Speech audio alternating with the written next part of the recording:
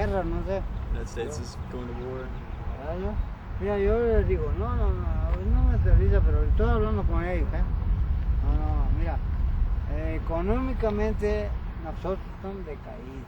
Economically, we've fallen. Nosotros somos inmigrantes. We're immigrants.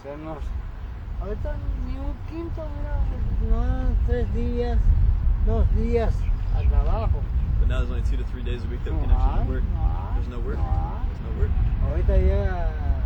Ahorita no fui a trabajo, ¿para qué hago? Today I couldn't go work. Sí, para la renta quizás. No. It's okay. When they don't get work, obviously, like, not a lot of people, but a fair amount of people, drink here. Yeah, that's always a problem. Yeah. It goes hand in hand with not being able to have a job sometimes. And when you have an immigrant community like this, where, they're away from their culture, and there's, limited resources, you see that everywhere. Even, coming from being a Muslim, I've seen, Pakistani communities in Britain, have the same exact problem. Yeah. Coming from a religious background, and it all goes out the window, so have problems with drinking. Sure. Depression and alcoholism go hand in hand. Yeah, I was asking about, so you said that's another place to kind of divert from the libertarian. Yeah, this is, in fact, it's interesting you bring that up because I got a really unpleasant video today in response to one of the things I put up about immigration. It was basically, blame the immigrants for the economy type of thing. Oh my gosh. And, I'm kind of relieved that McCain got the Republican nomination because I'm hoping, because his stance on immigration is so unpopular with the right that maybe that won't be the big hot button issue this year. But really what we need to do is we need to be, number one, we need to realistically set goals for what our immigration should be. And number two, we need to recognize that, the people that are here working in this country, they're not here. They weren't these criminal masterminds who came and fooled everybody that they were illegals. They came here and they got employment from companies, here in the U.S. that hired them. So it's kind of a two-way street. You have to recognize that there's a supply and demand issue, and until you address both sides of that, nothing's going to happen. Right. This is nice. Thanks. Yeah, you might have seen too that Bush just scaled back the regulations for the H-2A or guest worker program, which strips workers even further of their rights. Yeah. To be in this country. And it's an easy scapegoat. It's easy to say, it's all because of the illegals are coming in and taking your jobs, but it's a much more complex situation. It's number one, it has to do with globalization. It has to do with the fact that we're not only are people coming in and doing low-wage jobs here, but we're outsourcing what used to be decent wage jobs, and so there's no blaming the immigrants isn't going to solve the problem. That's right. It's what I told the guy today. I told him, if it were possible, conceivably possible, that we could take 12 million people and deport them out of the country today, I guarantee in a month, 2 months, we would have the same exact problem again because the demand for cheap labor is still there. Sure. And as long as it's in the shadows, you're going to have the kind of exploitation that we're seeing here and other places. Yeah. So we've got to be realistic about what do we need in terms of immigrant workers. We've got to better enforce, wage laws. We've got to keep these corporations we got to hold them accountable for what their policies are, because as long as it's an illegal market, it's going to be in the shadows, and it's like any illegal market. You're going to see the excesses and the abuses that we're seeing now, and that's what we've got to change. Yeah, I think one thing that's interesting here in Immokalee, you probably saw that on January 17th there was that indictment, and I mentioned it at the meeting.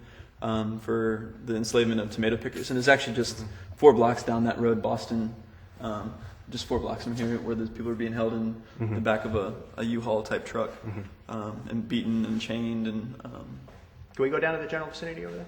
Yeah, we can go down there. Okay, let's go down there. Okay. Yeah. I'll tell you that. Yeah, let's get the account of it on camera. Yeah. We might want to drive by, because the thing is, the case hasn't been... Right, well, if we're in the general vicinity, we don't have to be in the exact spot where they were held. Okay. I just want to... Yeah, it's 4 blocks from here. Okay, I want to get some video. But, yeah, what I want to do is really... We'll just go ahead and go into your the standard presentation that you've been doing. I want to kind of start from scratch because I know a lot of people are interested in this aren't really familiar with what you're doing. Okay. And also, if we can, just in terms of like the camera work, not be like too invasive with folks. Yeah. Yeah, I'm trying not to. Yeah, a lot of people are, as you know, it seems fine right now, but just a lot of people are freaked out and they don't really know why there's people filming them, and there's obviously different concerns around here. Yeah, take all the equipment, just put it, everything but the camera, just put it in the trunk. Yeah, I'll just stick with handheld for now. It's fine. The point I was going to make about about slavery is that, you know, a lot of people say this whole slavery issue also is an immigration issue, you know, but in reality, one of the more recent cases too was in East Palaka, and it was actually homeless men who were recruited from a homeless shelter, African American citizens largely, that were actually enslaved there. So I think when we're looking at slavery, we also need to recognize that it's not strictly an immigration issue. What it is kind of the, you know, it has to do with the agriculture industry. And unless you're going to pull the wages up and change this, you know, like I was describing, I guess at the meeting, kind of change the status quo, which is just incredible exploitation, and you know, It's a problem in the textile industry too. What little we have left. I mean, up in the Northeast, this is where they just see that type of cases. And of course, you have the sex industry as well. Sure.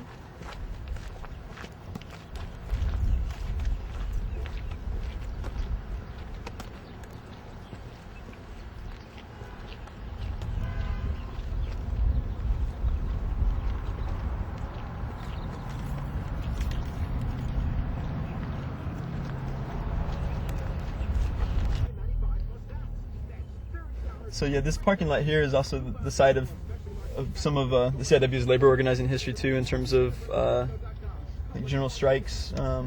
Also back in the day, there was a situation where a 17-year-old kid who went out to work in the tomato fields asked for a drink of water, and the crew leader told him that he couldn't have one. And then I guess he got one anyways, and so they beat him, and they brought back, when he came back, they took his shirt, which was covered in blood, and organized a march to take a right here. Sorry. Organized a march to the crew leader's house. I'm told of like 500 people. So that. How long ago was that? I think it's the late 90s. Yeah. So. Now, how long has CIW been active here? It formed roughly in 93, 94. Yeah, and it was originally from a rented room in the Catholic church at the end of the street. Who were some of the first workers? Yeah, it was tomato pickers themselves. A few of the people are still around that were originally involved in creating the CIW. And so the most recent enslavement case is actually right here. That yellow truck that you see, that's the house, if I'm not mistaken. And so, since we probably don't want to draw too much attention to ourselves just because the case hasn't been prosecuted fully yet, just the charges were released for the indictment. But This side. But yeah, it'll be. This side. Is it that truck? I believe it's the house, if I'm not mistaken.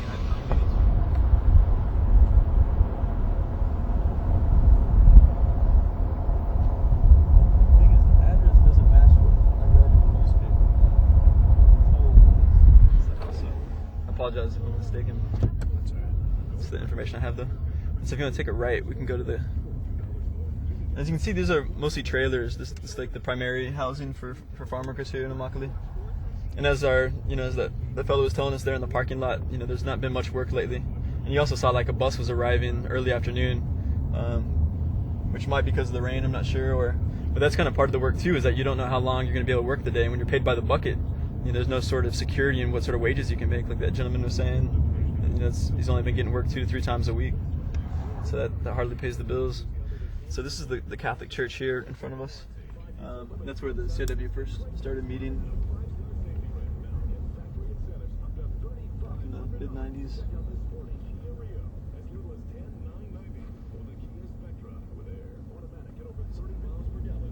That's not good.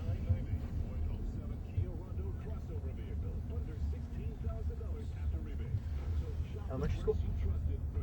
So how often do those slavery cases come out?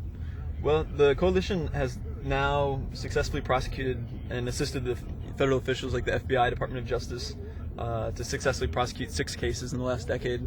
And so that entails I guess that was more than 1,000 people that were being held captive. Is the U.S. government really actively seeking this, or is it stuff that the CIW is going after and bringing attention to? From what I understand, yeah, there's a lot of people on behalf of the government that are working hard to resolve it. But the CIW is also in many ways, I think better positioned to do some of those investigations in terms of having, there's been situations where members of the CIW have actually gone undercover and infiltrated these slavery operations to get, to get evidence that they can then take to the federal officials. And that's something, that someone who's like a teenage Guatemalan or, in your early 20s is probably, obviously better position to do than someone that, is someone those, from the U.S. and works for the FBI or what have you. You guys want to get out here? Sure.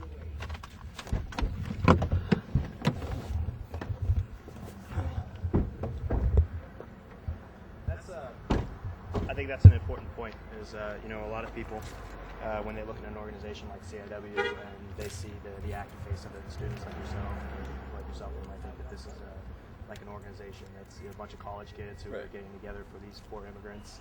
But it's really, this is a case where it's the workers themselves who That's exactly right. initially formed. Yeah, exactly. I mean, there's two ally organizations. Take the camera in. Let's go. Anybody have a problem with us over there? Probably not. Father Patrick's really supportive. He might come out and visit.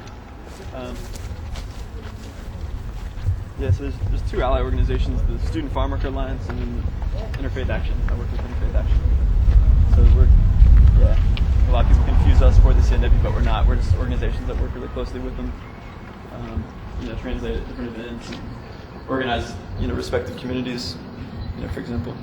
Now, there are two important questions that I would ask you in terms of what we're doing as it applies. Number one, for improving the conditions for people that are working in this area, legislatively from the federal government, what do you think are some steps that we could take?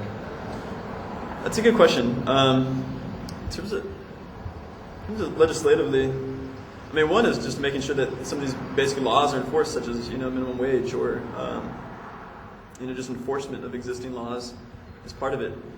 Recently, we've had the good fortune of Senator Sanders from Vermont coming to visit the CIW, and it was interesting because when the CIW did the 9-mile march in Miami in November, they actually had been collecting shoes throughout the community and actually presented them to Burger King on the back of a huge trailer with a sign that said, "If you don't believe our poverty, then walk in our shoes."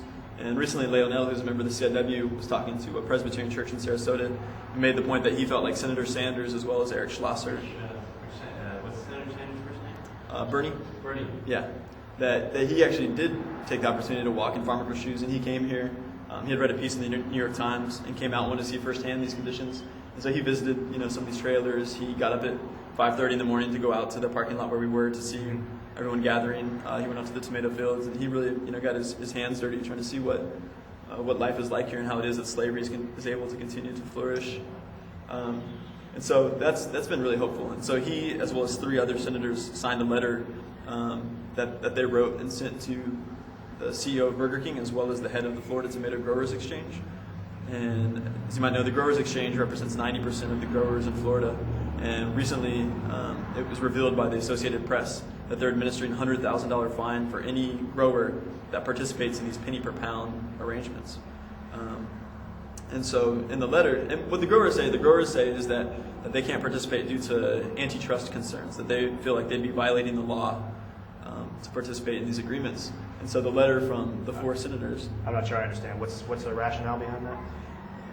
They won't offer their analysis to anyone. All they say is for antitrust concerns that they're not willing to participate. They feel like it would violate the law, which does seems ridiculous. And so the 4 senators sent a letter to them saying exactly that this doesn't even hold up to the minimal amount of scrutiny, legally speaking. So now, how long have they been paying that wage to the growers? Yeah, there hasn't been a significant raise since 1978 for the per bucket rate. And so to pick a bucket that weighs 32 pounds when it's filled with tomatoes, workers in Immokalee are generally paid 40 to 45 cents for that bucket. Meaning, in order to make $50 in a day, one must pick 2 tons in a day. So 4,000 pounds, one by one, just to make $50. And I don't know if you know an exact number on this or not, but what was the price per pound of tomatoes in 1978 compared to what it is today? Yeah, I'm not sure. Yeah, I'm sure it's a big difference. Yeah, I think they say if it kept pace with inflation, what tomato pickers are paid would be over $1, and yet it's 40 to 45 cents still. Now, the case that that we saw recently with the slavery case, how widespread would you say that that type of problem is here in this area? I mean, it's difficult to know, and what's interesting is that, I mean, this isn't just the case that we find out about because there's actually, an organization that's investigating and that's there for people to come to and talk about these cases. I mean, given that the fact that farm workers don't have the right to organize, that right's not protected because farm workers and domestic workers are excluded from the National Labor Relations Act. It's very difficult for farm workers to organize themselves and to discover these sort of cases. So the fact that we have one organization, the CIW, that's uncovered 7 cases of slavery, when that's not even their main focus of the work they do, it really makes you wonder how many more of these cases exist in Florida agriculture and elsewhere too. How willing are the workers here in the area to come to CIW and to discuss these type of things? Well, I mean, the CIW has weekly meetings every Wednesday, and they're always fill up the room. So, I mean, I'm not sure. I don't actually usually interact directly with workers who are reporting abuses, things like that. They actually do that with CIW staff members who are also, farm workers, and so I'm not really sure. But now, the other important question is, as consumers and as citizens, what can people do to support your work here? Yeah, right now the major focus is on a campaign with Burger King, trying to get Burger King to sign on to this penny per pound agreement, as well as to sign codes of conduct, which would ensure that these sort of abuses don't take place in their supply chain. And right now, as you know, after 4 years, Taco Bell signed an agreement with CIW for the penny per pound and these codes of conduct. Then after 2 years, McDonald's signed a similar accord for the penny per pound and codes of conduct. And then just weeks after that, all of Yum Brands owns Taco Bell, Pizza Hut, KFC, Long John Silver's, A&W Restaurants. They likewise signed on. So now you have the largest fast food corporation on the planet, fast food chain, which is McDonald's, and the largest restaurant company on the planet, which is Yum Brands, on board with these agreements. And again, this is also the first time in history that you've seen someone at the top of a supply chain pay money directly down to address the sub-poverty wages that are being made at the bottom of the supply chain. So we have these companies that are on board. Burger King's the number 2 biggest burger chain. So kind of the strategy is to get some of the major players in the fast food industry on board and usher in then this domino effect so that the entire industry will sign on. How is now that Yum Brands has made a switch, how have they been in terms of supporting what you're doing or dealing with you? Have they been more amenable? Or? Oh, definitely, yeah. I mean, I think they now recognize these problems and the role that fast food companies play in it, and so yeah, I mean they've definitely been supportive. Yeah, I think one of the things people need to realize is that in terms of all the immigrant problems that we're having, all the various problems that are associated with immigrant labor, by far the fast food industry is probably the number 1 industry that's contributing to those issues because you have so much of agriculture, and the meatpacking industry is tied directly to business with the fast food chains. Right. And when we look at modern supply chains, the people that are profiting the most from this exploitation and in the process of a tomato being plucked from a plant and put in our burgers are these fast food chains and groceries for that matter. So I mean, really, I think that's why the focus is on holding these companies accountable, is because they're the ones that are profiting the most from this horrific exploitation. Now, in terms of you said that one of the biggest problems is the laws aren't being enforced. Have you had a lot of difficulty with the media and with the local officials here and getting the word out about what's going on? It seems like the media has actually been doing a fairly good job of reporting on this stuff. Yeah, so I don't know. Well, that's good. Yeah, that's good. How responsive has been local and state government in this area? I think it differs. I mean, it seems like when the agriculture industry plays such a huge role in financing people's political campaigns, it makes it a little more difficult for workers to have equal voice, as do these companies that are helping to bankroll these politicians. And so for me, that's actually what largely attracted me to the CIW's campaigns 5 years ago when I was living in Texas, was the fact that instead of kind of trying to get this third party, the government, to come in and take care of the situation, the CIW said, well, these are the people that are exploiting us. These are the people that are responsible for it. Why don't we just take them on directly? Not that they don't work with legislative folks, they clearly do, but at the same time they recognize that they are able to create the power to actually demand accountability of the people that are responsible for their exploitation. I think this is really a lot of what's going on here is tied to the larger labor issues that we have in this country. Where labor just across the board has lost any negotiating power. that they've had over the past 25, 30 years. I mean, it's really diminished. So, I mean, it's encouraging, you know, when you see organizations like CIW, it's not just about immigrants' rights, and I think it's about workers' rights in general. Exactly right. It translates exactly to, it translates over to the American worker in general, because I think what we're seeing in cases like this is the extreme edge of what's happening across the labor market. You know, obviously it doesn't compare to, we're talking about real cases of slavery here. We're not talking about, you know, getting paid so little it feels like slavery. Right. You know, I mean, these are actual cases of slavery, but when you go away from that, I mean, you look at people that, again, we could look at the fast food industry as an example, or the service industry. I mean, the wages that people are being paid and the way that their health care is tied to their employer. In many ways, it seems like we're slowly devolving back to the terms of indentured servitude, you know, for service workers. So I think it's important for people to frame it or to see it in that particular frame, that this is about workers in general. That's This exactly isn't right. just about immigrants. Yeah, unfortunately, I think due to so much of this hysteria that's, you know, so prevalent everywhere against immigrants, that people do want to see this issue as an immigration issue. But I think you're exactly right. This is a labor issue, fundamentally. You know, the fact is, if you and I went to go pick tomatoes tomorrow morning, you and I aren't going to be getting a better, you know, bucket rate than anyone else that's out there. Right. You know, and in that respect, the CIW likes to talk about how the agriculture industry is actually an equal opportunity exploiter. You know, because anyone, regardless of, you know, what papers they have or whether they went to school or, you know, what color they are, what have you, are paid the same rate. And it's, like you say, it's kind of the bottom of the barrel in terms of work, you know, in the United States.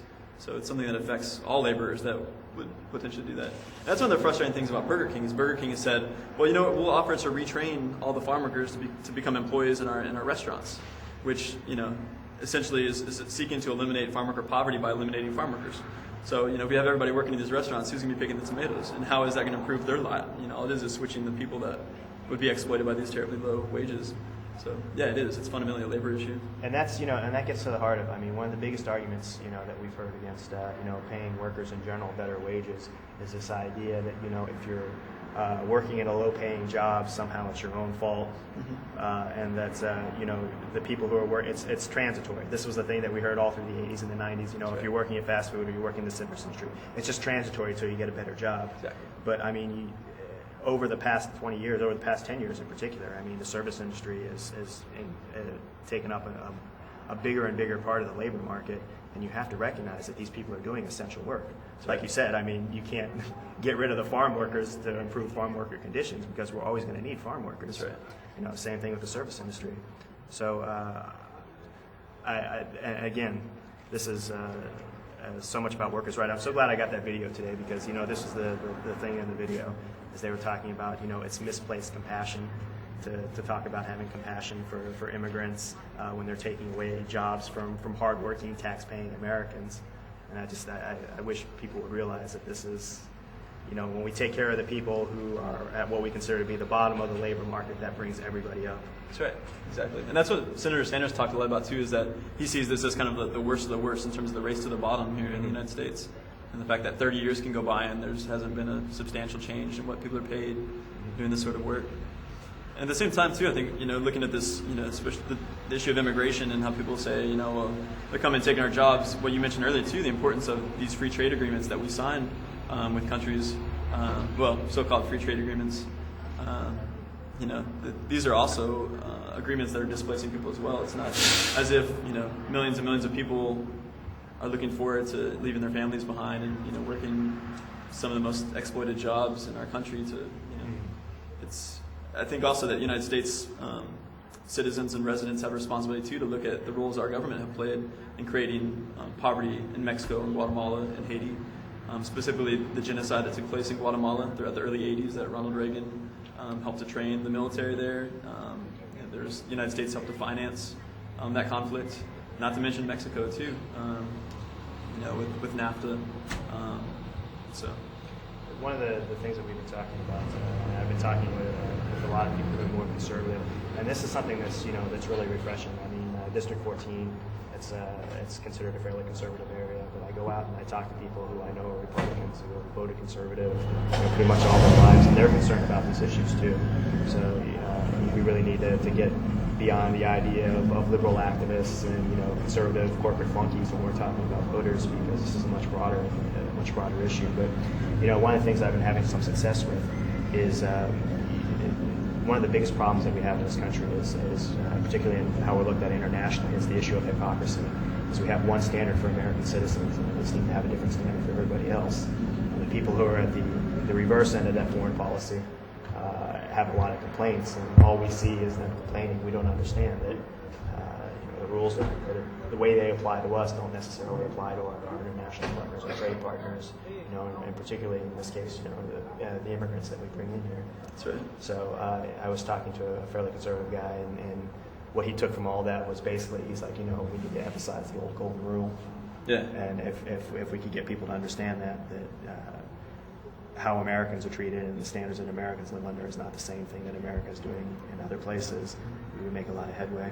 That's right. For me, that's the importance too of human rights. This whole notion of there's certain rights that are entitled to all people because we're part of the same species. We're inhabitants of the same planet, and the whole God bless the USA. It's not that God smiles on one country more than another, or that He believes certain countries' occupants deserve more better standards of living or what have you. But actually take an honest look at just basic human dignity, and the things that we all should be entitled to, certain rights that should extend to everyone, regardless of which invisible line you're living within. So, one other issue too, when we talk about immigration that I see that comes up a lot is the issue of the language barrier. Now, and Chuck and I we were talking about this recently, and I've talked about this with people a lot. Is I think when we look at exploitive labor conditions like we're seeing here, I think, and maybe you can tell me if I'm wrong, I think it makes it more difficult for if we want to bring people in here, not only as seasonal labor, but more importantly, if we want to gear them towards getting citizenship. If they don't feel like they're under the gun, they would be more willing and more likely to learn English if this wasn't a shadow culture,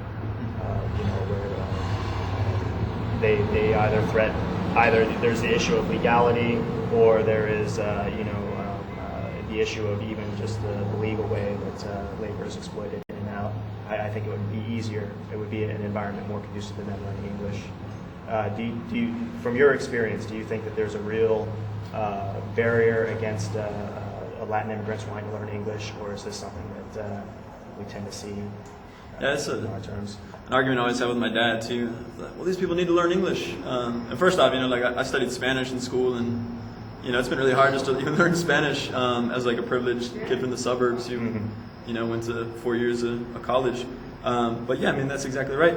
When workers here have to work 6 to 7 days a week, and oftentimes 10 to 12-hour days, if folks were inclined to take English classes, I'm not really sure where they'd be able to fit that in. And there are people that do.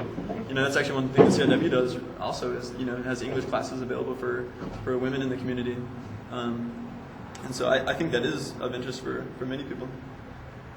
So, let's go. ¿Quieren pasar? No. Okay. Staying dry. Yeah.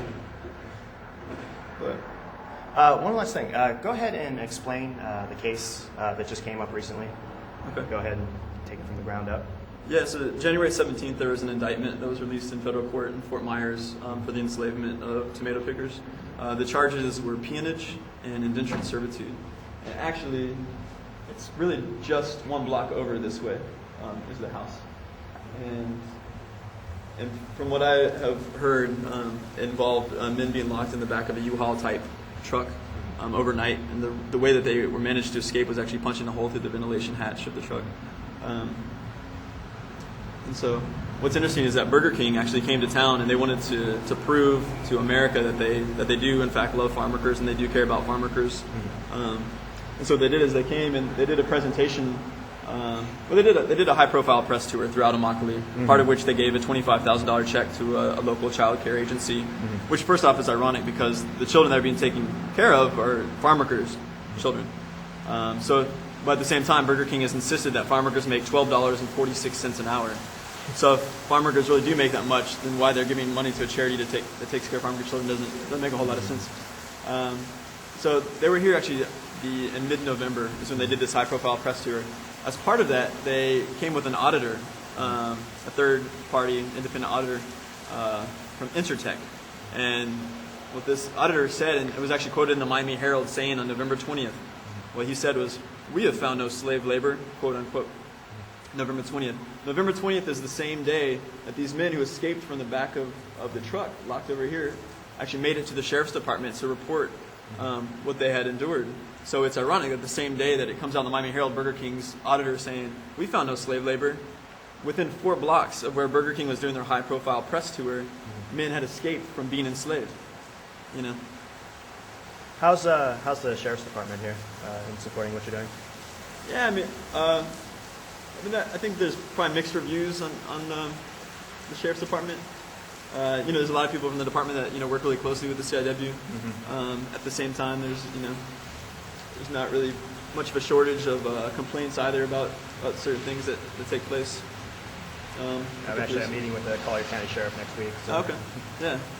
Well, one of the things I can tell you is that Collier County has become the first county in Florida that's decided to deputize their agents for immigration enforcement.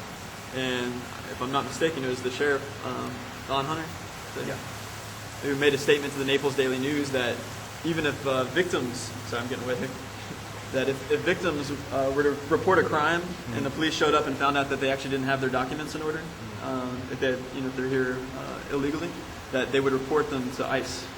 So it just creates this chilling effect within the immigrant community of people that don't have their documents. For example, someone that might be beaten on a regular basis or raped or whatever could happen. People then have to make that decision, well, am I endangering myself further by actually reporting this to the police, or is it better for me to just stay silenced? So I think that's a great concern in terms of the sheriff's policy. And it's interesting. We had I live in Cape Coral, and we had a case probably about half a mile from where I live it was a 13-year-old Guatemalan girl who was being locked in a house, basically used as slave labor to clean the house, and she escaped out of the neighborhood, out into the neighborhood. But it's not just happening. This sort of thing isn't just happening here in Immokalee. It's happening all over the area. I'm sure all over the U.S. Yeah. That's exactly right. And I think perfect shooting conditions, huh? I think a lot of people that hear the word enslavement, they just kind of dismiss it as if it's not really, it's not really happening, or that that we abolished that 200 years ago. But the reality is, people are regularly held captive due to either violence or the threat of violence. And One moment. If I can get into a position where I can act as a human shield, let me know. Yeah, that would be great if you could.